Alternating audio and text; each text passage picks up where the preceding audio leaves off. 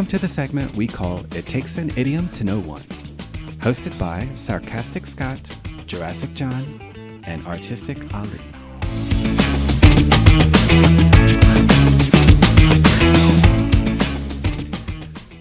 So John, since you have to run away real quickly, let's do an idiom episode right now. Great. I'm really looking forward to this one. Why is that? Ooh, me too. Well, because it has me a little bit stumped. Tell us what it is. Okay, so this one goes something like, you can have your cake and eat it too. Or, sorry, you can't have your cake and eat it too.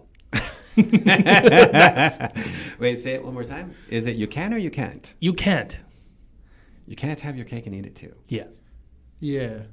John, what kind of cake do you like? What's your favorite kind of cake? Oh, look, cake is my kryptonite. No, you give me cake and... baklava is your kryptonite. Look, I love all cake. Baklava, yeah, of course. I love the you can't have the Greek sweets, but I've got a soft spot for German cakes as well. German chocolate cake. Oh, yeah. Oh my God. Okay. You can't have your baklava and eat it too, John. Can I ask you guys, like, what do you think is the meaning behind this? Like, why you can't have your cake and eat it too? That's why I'm stumped with this one, because I don't get the logic. If I baked a cake, why can't I eat it as well, or at least have a piece? I don't get the logic of this one, but what does it mean exactly? Well, the meaning is actually that you can't eat your cake and have it too. Right. That's basically reversing the whole sentence or the idiom. And then I guess it makes more sense because once you eat your cake, there is no more cake. Right. But it has more to do with compromise, doesn't it? It means you can't have everything. Isn't that the meaning? Yes, that's kind of the meaning that we relate with it now, but it's a bit confusing, but it's so you can't have your cake and eat it too. So in a sense, what, you're going to give it away? No, you have to choose one side. Yeah. You have to choose one or the other. But is it somehow related to kids because it's cake? Not really. I mean, it's a sweets. The origins of this is like almost 400 something years old. Like, this is a really old idiom from English. Can you give us a little bit of an insight into the history or the origin of this one? Well, I'll Jamie it and I'll look into this. Okay. And from what I've figured out, or what I've found, that this proverb is at least 470 years old. Okay. And it appears first in a book by John Haywood. And I'm probably going to butcher this, but called a dialogue containing the numbers in effect of all the proverbs in English tongue, 1546. A dialogue? Yeah. Of what? It's a long name. He wrote this in 1546. Yes. Wow. And it goes something like, Volde je bote eat your cake and have your cake. So it's Latin?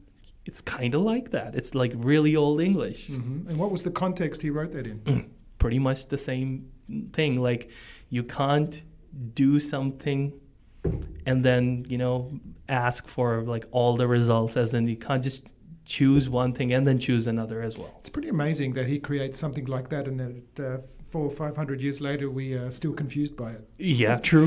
No, but it's a good one. Because people have to make a choice. Yeah. You can't have it both ways. Yeah. Have you used it, or can you think of an example? I'm sure I can come up with lots of examples. Yeah. Let's see. You can't have it both ways. That's a good one. You can't have it both ways. That's basically it. You can't have your cake and eat it too. You can't have. I'm trying to think something with like COVID. Yeah. And entering like a...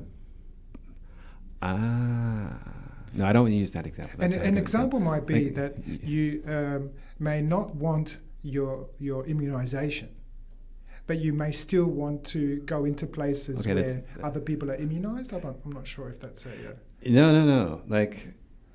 It's sort of sad. I want to be able to shop, but I don't want to get a vaccination. Yeah, you're going to choose one if you want. Let's make it something like this. Now, here's an example of this. People who really don't want to wear masks, who also don't want to get vaccinated, are constantly arguing that, no, I mean, when everybody else stops wearing masks, I'll stop wearing masks. But those are people who are vaccinated. So you can't, have your cake and eat it too. Either get vaccinated or wear a mask.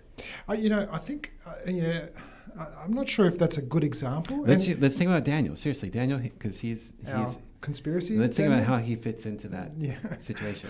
Okay. Because he's like, take off your mask. You don't need your mask. Yeah, that bullshit. So if he's on the train, because he comes by train every day, right? How do we fit him in this scenario? Train conductor comes and says, okay, let me see your ticket. He says, I want to ride on this train without a mask. Right.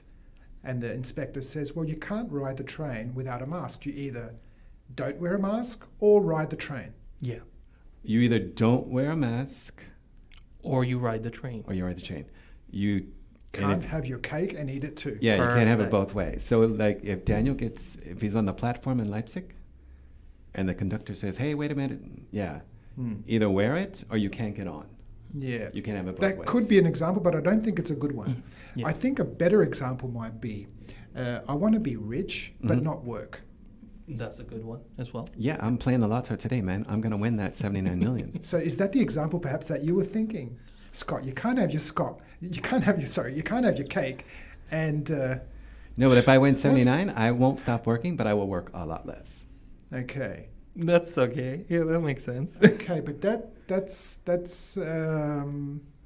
I think Daniel getting the platform is good. Like, dude, you're not if you don't put it on, you're not getting on. Yeah. Yeah, and he's like, no, I want to get on the train.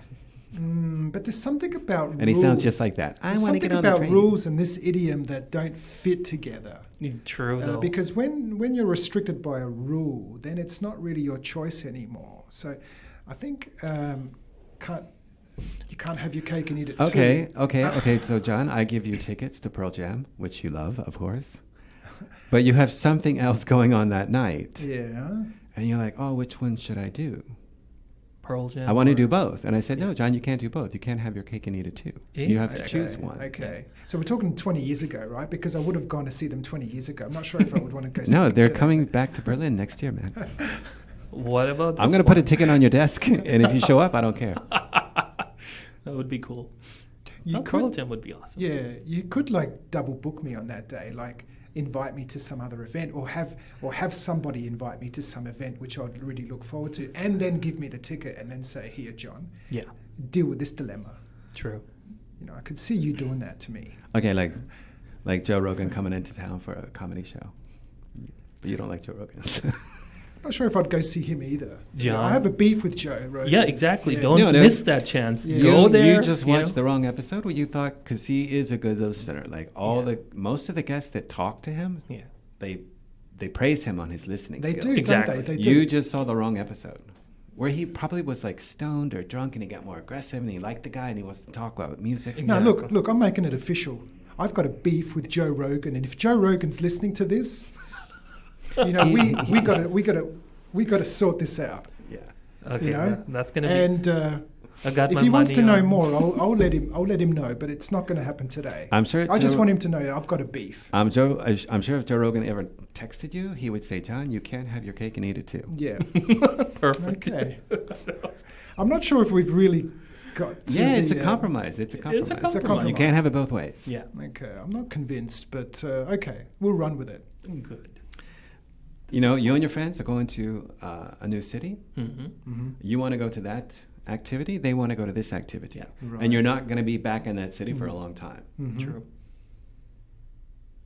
So one of you has to compromise. Mm-hmm. Yep. What are you going to go see? Are you going to go see... We can't have our cake and eat it too. Yeah, we have to do that or that. Yeah, you got to make a choice. You got to make a compromise. So it's about, this also teaches a little bit of tolerance. I think I want to fly first class, but I don't want to pay for it. There you go. I was going to say, here's a very good example of this, where you say, okay, I want the best quality, but also the cheapest price. Yeah. So you can't have your cake and eat it too. Yeah, maybe that's a better example. Yeah.